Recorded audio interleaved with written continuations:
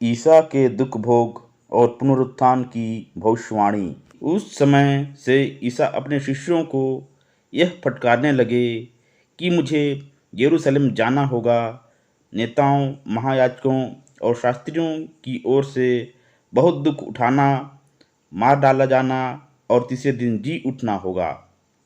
पेतरुस ईसा को अलग ले गया और उन्हें यह कहते हुए समझाने लगा, ईश्वर, ऐसा न करें प्रभु, यह आप पर कभी नहीं बीतेगी।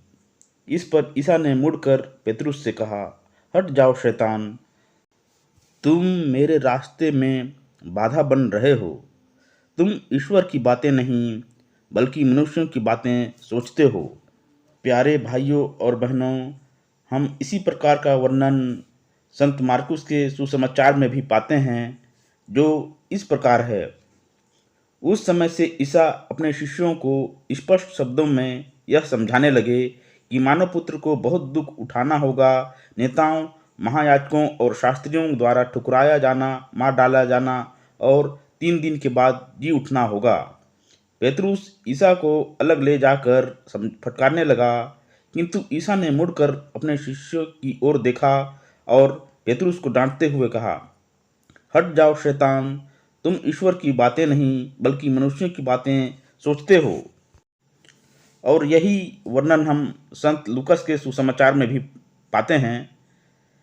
सब लोग ईसा के कार्यों को देखकर अचंभे में पड़ जाते थे, किंतु उन्होंने अपने शिष्यों से कहा, तुम लोग मेरे इस कथन को भली भांति स्मरण रखो।